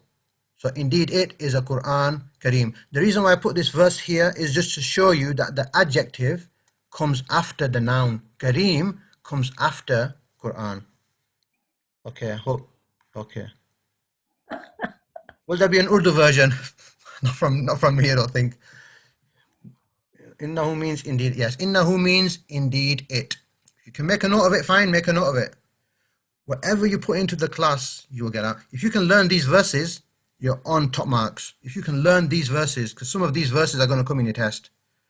You know, if you can learn all, if you can go through this class and learn all the verses parts that I show you here in all the lessons, you're doing really well. And do it if you can, but it's not going to be a requirement, but do it if you can, inshallah. Okay, so that's done. Next one. Sheikh, is this a once a week class every Thursday evening, or Yes. is there a repeat? No, it's not repeated. It's only repeated on recording, inshallah. I'll put the recording out, inshallah. Yeah. Inshallah, jazakallah. So, yeah, هذا ذكر. هذا ذكر. هذا, what is هذا? We have done that. So this is practice now. You can go back to your notes. You can go back to look at that table that you're going to learn, inshallah. هذا means this is, and ذكر means reminder. It's a reminder. Dhikr, brother, do dhikr of Allah. Remember Allah. It's that same word, dhikru. So هذا ذكر, that is, it means this is a reminder. So the main thing here is to show you هذا, this is. You need to know what هذا means. You need to know what dhikru means. You'll get it, inshallah. So I was right. Brother, Yes. when you put the link up on YouTube, can you also put a link up on the WhatsApp group, please? Oh, definitely, inshallah. Inshallah, yes. Thank you, Jazakallah. Barakallahu feek. Yes, so that's fine. I'm very, very sorry for saying nobody else is speaking. It's fine. You're all writing. I can see it all. It's going crazy. That's good. Okay, so yes, that's fine. Don't be worried about the test. Don't be worried about the test. I won't publish that on YouTube. Won't publish that on the internet. The way the test will go is something like somebody from the admin team, inshallah, will send you a test on something like Tuesday. It's going to be a test, so you need to spend, like, take about 15-20 minutes doing the test. You fill it in and then send it to me on WhatsApp, just a picture of it. Send me a picture. I just want to see how you did. We will mark it. You will mark it yourself, or you can give it to the person sitting next to you, but we can't do that because we're all at home isolating. So you're going to have to mark your test yourself, okay? And I'm going to leave that to you guys. Mark the test yourself and see the parts that you got wrong. Wherever you get wrong, put a cross there. Don't say, yeah, don't put a point there. Say, no, put a juicy red cross there, because that's going to show you what you need to learn to get back up to speed. So definitely the tests are important because you need to know what you know and you need to know what you don't know. And I need to get an idea. I just want to see the tests complete so I can see what everybody's doing. If I see one common mistake, How often is the test? every week, inshallah. All right. Every week. If I don't give a test, you're not gonna. I'm not saying you guys but people generally don't learn unless they've got a test. So if you don't, is the test gonna be like just for the stuff that you done this week or every week from before? Yeah, no. It's just going to be for what you've learned this week. That's it. The theory, what you learned this week, you'll only be tested on that, inshallah. All right. Okay. Jazakallah. Barakallahu feek. In next week's test, there is going to be a few of these verses. Okay, so there might be some extra words you need to learn, but yeah. So but remember, هذا هذه ذلك تلك هو هي.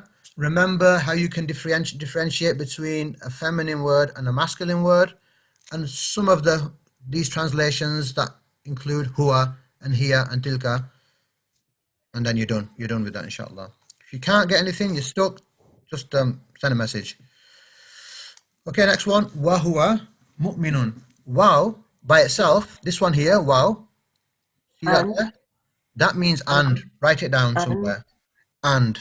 What is and? Yes. Huwa. And he is a believer. Exactly. And he is a believer. Simple as that. And he is a believer. You wouldn't say it is a believer because it's a living thing, so you say he is. But it's the same word, huwa, for it is or he is. Look at the first one. Huwa Qur'anun translates as it is a Qur'an. But now at the bottom here, wa huwa mu'minun, huwa translates as he is because it's talking about a living thing. Yes? So is what? Does what mean? Sorry? Yeah. Wow does mean and, yeah. Wow Yes, means wow means and. Write it down on the paper because I might not cover that later on. Next one. Huwa ilahun wahidun. Any non-Arab brother, I think. Brother, can some non-Arab brother, somebody preferably who has not spoken yet. He is one God.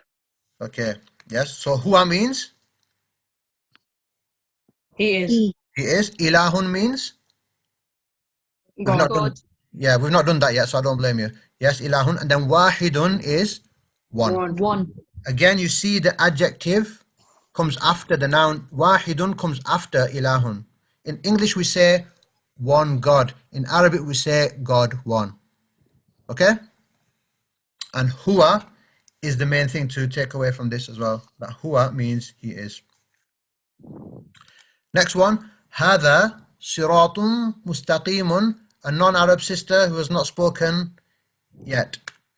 You can break it down from yes. This is Fantastic. This is siratun. Straight. Path. Okay, path and straight. Yeah, this is path, straight. Yes, you're not done siratun, you're not done mustaqimun. Don't worry. Get anything wrong, not going to kill you. Not going to do anything to you. Yeah, you can get it wrong. Don't worry about it. If you're stuck and you want to just not say anything, don't say anything.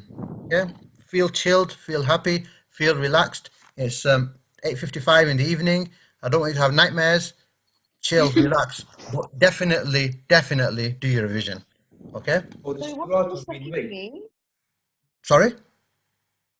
Does siratun mean way or path? Yeah, path. Way or path, yeah, way. And mustaqim means straight. Yeah, if you want to write it down, sort of word for word, then fantastic. Do what you need to do. For an adjective, will it still make sense if you don't use the tanween? Okay, so if you don't use the tanween, it's gonna. Yeah, somebody said, if for example outside of the Quran, somebody said "Hada sirat mustaqim." Yes, you know what it's talking about, but you're not saying it in the grammatical way that the Quran is. The Quran is a grammatical masterpiece that nobody until this day, and nor will they be able to reproduce. So that comes with the grammar. The people cannot reproduce the grammar of the Quran. So if you take the grammar out, you can generally still understand what the person is saying, but it's with the grammar that the Quran becomes unmatchable. One of the unmatchable ways of the Quran is through its grammar. Yeah, if you said "Hada siratim mustaqimin" outside of the Quran, "Hada siratim mustaqimin," it's still understandable, but something funny is going on. You're saying it in a funny way. It's like, "I'm going to the school." Okay, sounds funny. You may be thinking, what a teacher, crazy teacher, right? But you could understand what I said. I'm going to the school. But I said, I'm going to the school. You're going to say something is wrong with this sentence. He's not using the correct lengths. He's not saying it right. That's what happens in the Quran. If you get any of the endings wrong, you're not saying it right. And sometimes it could change the meaning and mean the opposite. Assalamualaikum, brother. I just got a question. Yeah. I lost connection when you were going over the third sentence. This is a reminder.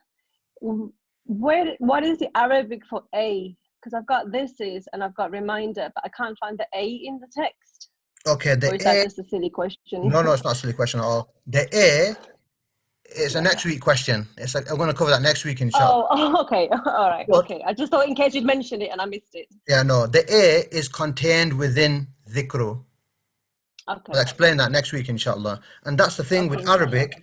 The meaning is contained within the word. That's why you need to learn the structure. Okay. And you have to learn that here, this time when this mentioned, it means that. So you'll learn that, inshallah, and it's not that hard. Honestly, if I can do it, inshallah, if I can understand it, there's GPs and doctors and all sorts of people here. You can easily do it, inshallah. You just need to dedicate some time to it, inshallah. Okay. Next one.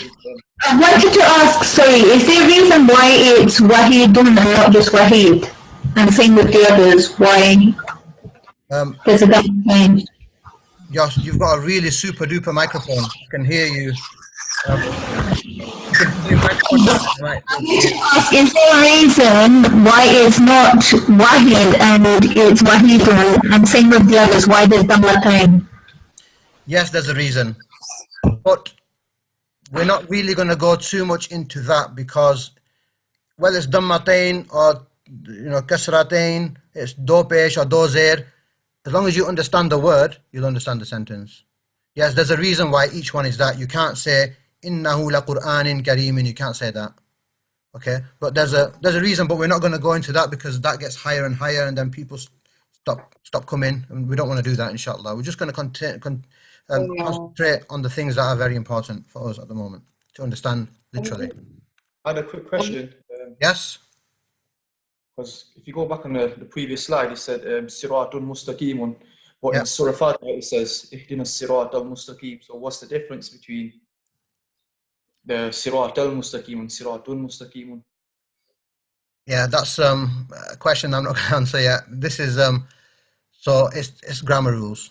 There's grammar happening there, and I'm not going to cover quite a lot of grammar because what you need to just appreciate that it's going to change sometimes. This course is not really for the grammar, but I'll explain some grammar, inshallah.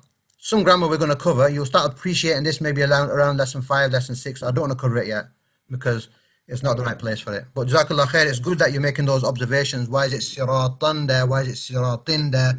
We will do that, inshallah, later, inshallah. Okay. I think this is the last slide. Let me just check. Is it the last slide? Well, the last sort of slide, and then I'm going to give you some words to learn, inshallah. Yes, you got your hands up? Hada yawm means this is a day. Fantastic. Who said that? Me. Rima. Fantastic. Okay. Hada yawmun. So hada means this is, and yawmun means a day. Okay. We will cover the a day, inshallah, that thing next week, inshallah. So hada, this is yawmun, a day. Yawm is also the same word used in Urdu as well, so that helps people.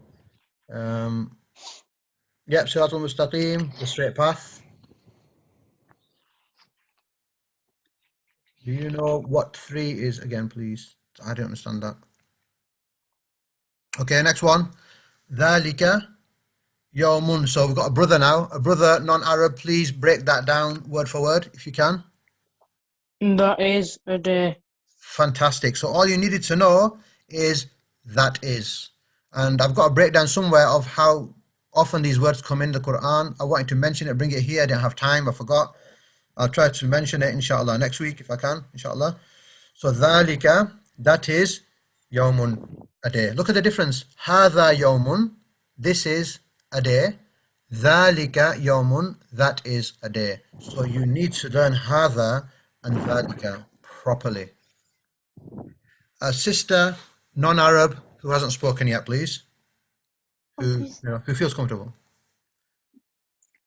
Word to word breakdown, please. Dhalikal kitabu. That is the book. Fantastic, sister.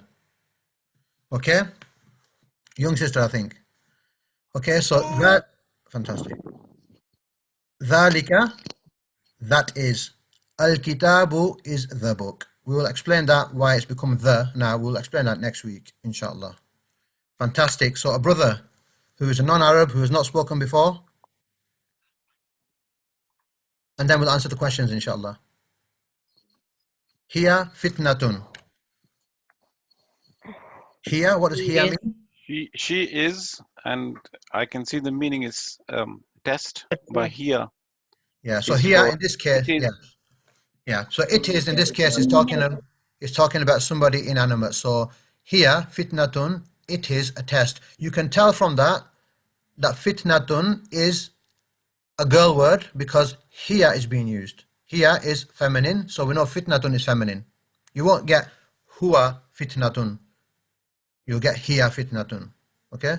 It can help in hifadh sometimes. When you're thinking huwa fitnatun, huwa hiya, you know fitnatun is feminine, so it's got to be here. So if people are doing hifadh, this is going to help, inshallah. So I got 2 hands up, a few hands up. Yes?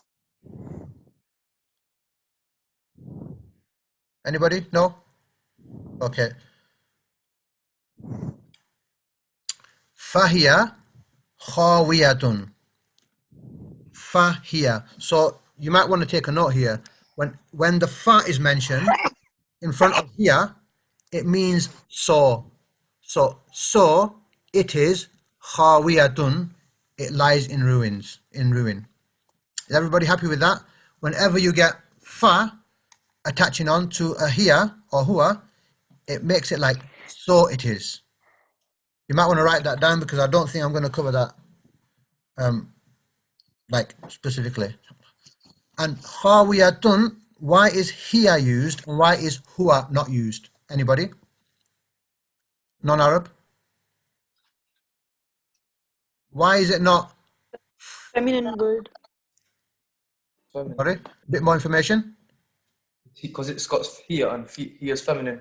Fantastic. Because khawiyatun has got ta marbuta on the end, so it's feminine. So you can't say fahuwa because that means and he is, and then it's a feminine word. You have to say fahiya khawiyatun. The good thing is it's all written in the Quran for us, but it's good to have some appreciation of it. Yes, fantastic. That's right. Alhamdulillah. Can you go over 5 again, please? I don't know what you mean by 5. Is the 5th word? Do you mean the 5th? The 5th ayah? Yeah? I think that's what they mean. Yes, okay, that's right. Yes, ayah 5. So, fahiya consists of 2 words in there, really. Fa and hiya. Fa means so. So you might want to write that down. Fa means so. And then hiya means it is. So, fahiya, so it is. And then khawiyatun is just a word that we need to learn, which means lies in ruin. So, but the main thing I want to show you here is fahiya khawiyatun. Fahiya. It's not going to be fahuwa. Yeah, fahiya means so. Fa means so. Only fa by itself means so. Hiya means it is. Is that right? Is that happy? Oh, fantastic. And is Sister Sarah happy with that as well? Because Sister Sarah asked the question. So the literal meaning of that is so it is lies in ruin. That's right. So, but then you'd render it and say, so it lies in ruin. So it is what makes sense. So it is lies in ruin. You just say, so it lies in ruin.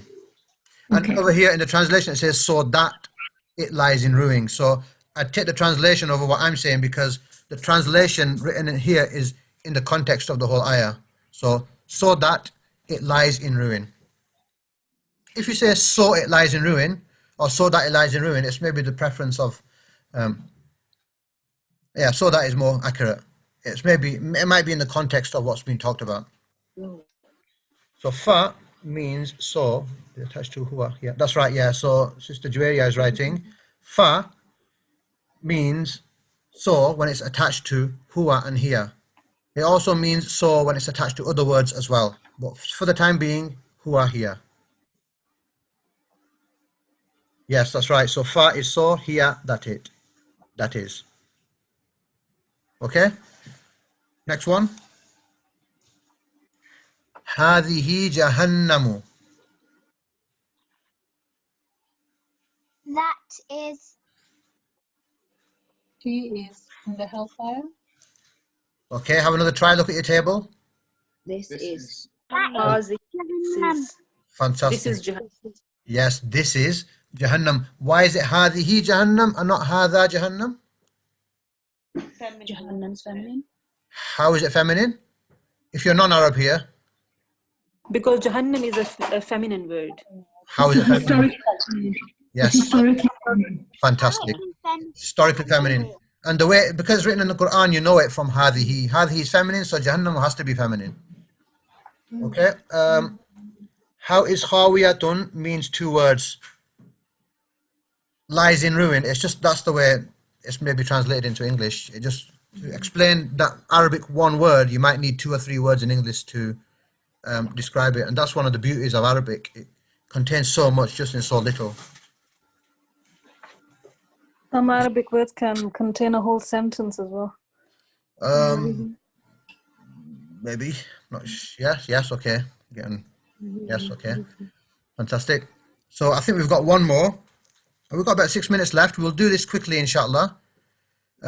It's just practice. So هذه النار, non-Arab, please. Yes, you're right. This is a fire. Sorry? This is a fire. Okay, this is the fire. Fantastic. هذه, this is. النار is the fire. So we learn from this, النار must be feminine because هذه is used. As long as you know هذه and you know النار, you're done. This is the fire. Brother. So somebody's asked, are there any historically masculine words that may end in dam marbuta? I'm not sure. I'm not sure. And there are some feminine words. Oh, I'm going to leave it. No, I'm not going to bother. Forget that. Okay. So هذه سبيلي, a non-Arab brother. هذه سبيلي, in word for word, please. هذه. This is my way. Okay, fantastic. So هذه means this is. And sabili means my way. Don't worry about my way. Why is it my way? It's all contained in the word sabili. Don't worry about that yet. Hadihi is the main thing. Hadihi, this is. Sabili, my way. Sister, non-Arab, new, please. That is. That is. Yep. Ummatun. Nation. That is, or we'll say here, that was because of the context of what the Quran is talking about. In this case, that was. Okay, but that's in the context. You maybe know it from the context of the verse. So that was, I'm going to say that was here. That was a nation. Okay, remember, tilka is the main thing to know. Okay, that is, that's the word tilka, that is. Fantastic. Wa tilka ni'matun. From brother again, yeah, brother. And by the way, Oh, so yeah, it is. no, So. wow, what does wow mean? Wow, by itself. So. Okay. And tilka. That was. And that is. Okay. It's written that was here because of the context, so fine. That was ni'matun. Yes. Favor. So it's translated as favor here. I'm just going to go with the translation. But blessing, ni'ma is blessing. Allah has blessed us with a lot of, ni'mas. Okay. So next one, sister, tilkal jannatu. Tilkal jannatu. Please translate that word for word. That is That was Jannah. Fantastic. That is the paradise, the Jannah. Remember, if you don't learn hadha, hadihi, dhalika, tilka, huwa, hiya, when you come across these in the Quran, you're not going to know what it's talking about. Okay, so you have to learn them, inshallah. Okay, last one. Hiya hayyatun. Brother, I think. A new brother. Hiya means? It is. It is, okay? And hayyatun is a snake. Why is it not huwa hayyatun? Ta marbuta at the end. Because ta marbuta, fantastic. It's a, Because yeah, it's feminine. Snake is feminine, so here. Okay, so we're done here. What I want you to do for next week, inshallah, at the start of the next week's class, I'm going to ask people to give me these words. These words are vocabulary. Without vocabulary, without learning words of the Quran, words, Arabic words, we can understand huwa and hiya, but if we don't know what the word is talking about, then we're stuck. So these words that I'm mentioning, they come in the Quran over 100 times. Over 100 times. They're the most frequently occurring words, nouns or words in the Quran. Hadha, hadihi, they come a lot, but so do these. So I want you, everybody, to learn these words as well for next week. What I will do is I will just ask people, I will say, Rabbun, what does it mean? And you've got to give me the answer without looking at your books. Okay, so let's look at the first one. Let's start from Al-Akhirah. Al-Akhirah means the hereafter. Many people already know that. Allah save us in the Akhirah. Al-Akhirah means the hereafter. Sama'un, samawatun, that means heavens. It means skies, skies. Not Jannah, skies. But you write heavens there because in English you say heavens to the sky as well. But it's not talking about Jannah, it's talking about the skies. So how many times in the Quran do you see samawati wal ardi? So many times. So samawat, learn it. Yeah. The meme and the wow, as the brother said, they have a little alif next to them. But on this vocabulary, this font that I used, it didn't have it. Or I couldn't do it. Okay, so I want this word. I'm going to ask, what does samawat mean? Somebody's got to give me an answer. I don't want to pick on people. I'm not going to say, okay, sister this or brother that. But I will say, our sister answer the question, our brother answer the question, and I want people to really chip in and do it, okay? Al-ardu means the earth. How many times in the Quran does that come? For those who are huffaz, you'll know. Samawati wal ard. Ard is earth, this earth, earth. Al-haqqu means the truth.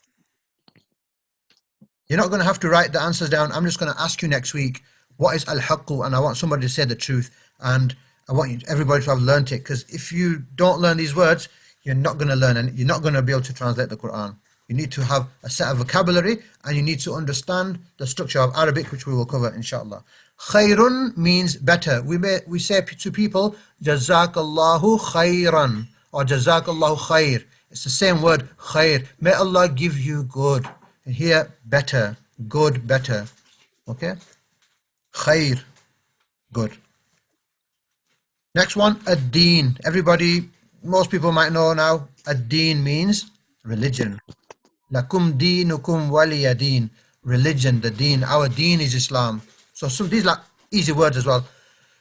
Up at the next one, Rabbun. Rabbun, Rabb. Who is our Rabb? Allah, the sustainer, the Lord. So Rabb is Allah. Sabilun is a way. What this slash means, this forward slash or backslash, this word is the plural of this word. So subulun is the plural of sabilun.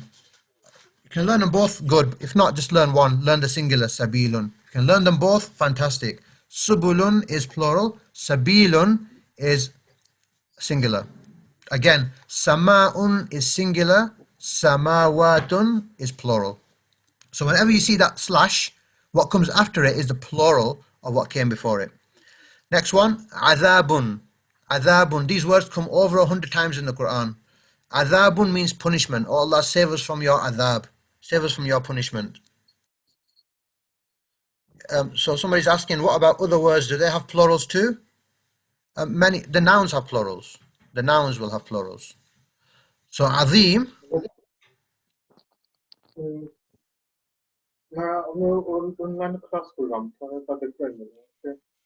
So I couldn't hear you.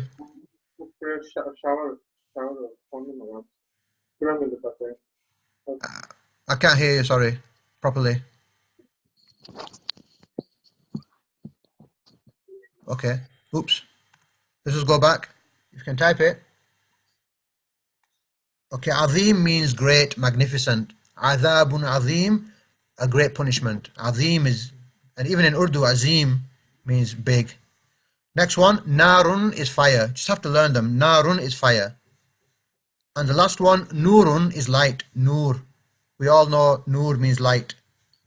So nur is light. So these are the only words that you're going to have to learn from the vocabulary list. And the hadha, hadihi, dhalika, tilka, huwa, here. You have to learn words. I can't do a lesson and not give you anything to learn because I need to cram in as much as I can into your heads, and my head as well, in 13 weeks, okay?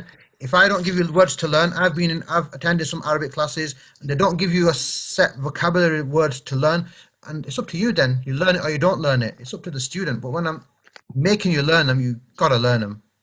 No excuses, you have to learn them, okay? You've got 7 days to learn these words, okay? Okay, what's gonna help you with your test is the homework. The homework, I would like it if people do it to the best of their ability. If you can't write Arabic, try. If you can't, okay, leave it. But the homework is designed to help you learn what you need to learn. I had 2 students in my last class.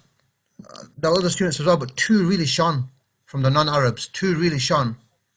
And I was figuring out, how do these 2 people, one brother and one sister, how are they really doing so well? I was impressed. I even asked her, have you studied Arabic before? They said, no, never. And I was just wondering what was their way. I think I even asked the brother that, what is the way you're doing it? How are you getting all the answers right? You're getting them bang on. And it was controlled class. The exam was controlled. It was in front of me, and I could see people. They weren't cheating or anything. And he might have given me various examples, but they did their homework. I found out towards the end they did their homeworks. This homework, they did it. It helps to revise. It helps you to revise. Look at the first question. So I'm going to ask people to do their homework and send me a picture of that as well, so I can see they've done it. Okay? Not letting you off, mate. I'm not letting you off. It's 13 weeks. And is it okay if we write the Arabic in English? If that makes sense. Fine. Yeah, that's fine. You can do that. Okay. As long as I know what you're doing, and as long as I can understand your answer, then fine. So the first question is, write down the 4 ways a word can be feminine, including one example. You might know it, but when you write it, it sticks in your mind more. Sometimes people like to write it many, many times. It sticks in your mind even more. Next one, translate the following. All the answers are in the few pages that we've covered. This is a tree. It is a truth. That is a book. Go away. Just write it in the Arabic if you can. But I want you to just get practice. I want you to stick with the book all the way through, not put it away and then come Wednesday night, you get your thing out and start learning it. That flies in your head. You get good marks. It flies back out the next day. The way you need to learn is tomorrow, inshallah. Look at the words you have to learn. Go through them. Try to learn them. Then maybe 2 days later, go through them again. And whichever ones you know, fine. Whichever ones you don't know, mark them. And another day later, this way you're putting it in your long-term memory. You really going back and forth. Leave the book open on your desk that you go past every day. So go past it and quickly go over them, make sure, okay, good. You have to keep on going over and over and over, and then you don't even need to revise Wednesday night. You'll know the test. You'll know. Okay? So that's the way to do it. Don't learn it all on the last day, because it'll fly out of your mind like it flew in. Go over every few days consistently. Translate the following, number 3. Okay, you just translate them. Number 4, for each noun in the Arabic terminology slide, write the Arabic way of saying either this is, that is, or it is. Okay, so it's a slide that's titled Arabic terminology. Last one, learn all the words in the vocabulary list. So I would like, inshallah, for you to complete your homeworks and send them. Don't send them on the group so everybody will see it and the group will get filled up. Just send it to me. I might give you another number to send it to as well. Okay, send it to me. And I just want to see that you've done it and how much you've done, where you're struggling, where you're not. And then on Tuesday, inshallah, one of the admins, inshallah, will send you the test. Do the test. And obviously with your book closed, do your test. And when you've done your test, take a picture of that, send it to me so I can have a look. And then when we start the next class, we will go through the test first, we will go through the homework, and then we'll start the second class, inshallah. Anybody got any questions? Everybody still awake? I have 2 questions. Sorry, I have a question. Okay. Yep. Sorry, she's gone. My question was just, when do you need the homework to be in by?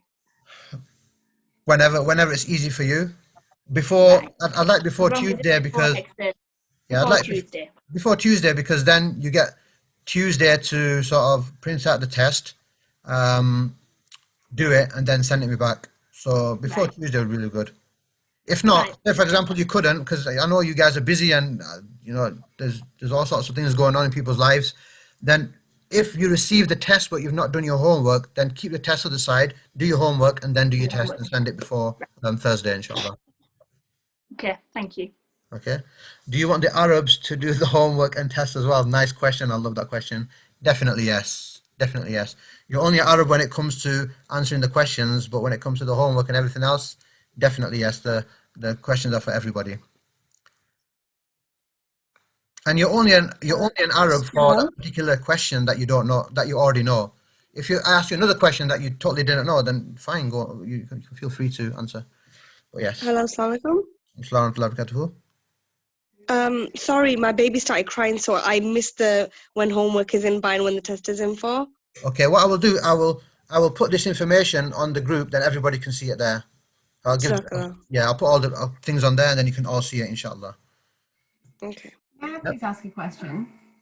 Yes. First of all, on the vocabulary slide, it says there's a path and a way, but when we were doing the verses, this is a straight way. The way was siratun. Yep.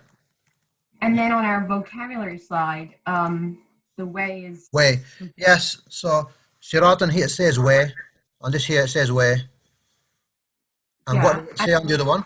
Path. On our vocabulary list, in our vocabulary lesson for lesson 1, it says that way and path is sabilun and sabil. Yes. So sirat and sabil are both path, way. They're both they're like way. synonyms. At this basic level, yes. Okay. But they're not really. Okay. Are they? Okay. Just treat it like that for the time being. But there's a difference. Okay. Second question. Yeah. On the vocabulary list, some of the words, like, for example, the faith or religion is ad-din, right? Yes. But then Lord is Rabbun, but it's not al-Rabbun or ar-Rabbun. How come sometimes they're prefixed with al or with shad, so you don't say lam, and some of them they aren't? Are you an Arab? No, I'm not. Fantastic. That's good. We'll cover that later, inshallah. Some of that we're not going to cover, but other stuff we will cover. We may cover some of it, but we're not going to cover all. But yeah, you get that sometimes. I'm not going to cover that. It's a bit too complex at the moment, that for lesson 1. But I might cover it later on, inshallah. Okay. Just going back to your question about sabil and sirat, okay. I'll mention the difference for you and anybody else who's interested. As far as I know, so sirat is like physical, a physical way, but sabil is like metaphysical. So fi sabilillah, you see the poor people in the poor countries, they're asking and saying fi sabilillah, give us some money in the way of Allah.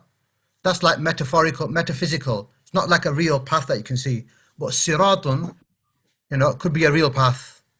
But in fact, even in this one, it seems to be a metaphysical one here as well. But that's generally the thing that my teachers taught me. Okay, thanks. But there's exceptions. There's many things have exceptions, but there is some difference. Can you please repeat that? So sabilun is mostly used for metaphorical. It's not like a real path. And sirat is mostly talking about, as far as I remember, a physical path. So when you say fi sabilillah, in the way of Allah, it's not a way that you can see, but it is a metaphysical way. But I know in this one, sirat, it's metaphysical as well. So there might be some overlap there. Jazakallah khair. Barakallah feek. Right, okay, so is that everybody done? Barakallah feek. Sorry? I've got a question. Okay, last question then I think today. I'm still confused on the plurals and non-plural. Do we need to know that? And also, how can we tell if something's plural or not? Okay, so the plural in the vocabulary list. If you can learn the plural, all well and good. If you can't learn the plural, just learn the singular. We don't do plurals for about 3 or 4 weeks yet. Oh, so we will learn them later on. Some, okay. Not all. Those 2 that you've seen there, we're not gonna go over them. I'm just worried, like in case for the test, we need to know if it's plural or not. No, I'll just be happy with anything. With singular, I'll be happy. Yes. Okay. And if you have any other questions, just ask them in the group, inshallah, and we'll try to answer them, inshallah. Okay. Assalamu alaikum. وعليكم السلام ورحمة الله وبركاته سبحانك اللهم وبحمدك أشهد أن لا إله إلا أنت أستغفرك وأتوب إليك. See you all, inshallah, next week with all the words learnt, ready for lesson 2, inshallah. Assalamu alaikum. Assalamu alaikum. Assalamu alaikum wa rahmatullahi wa barakatuh.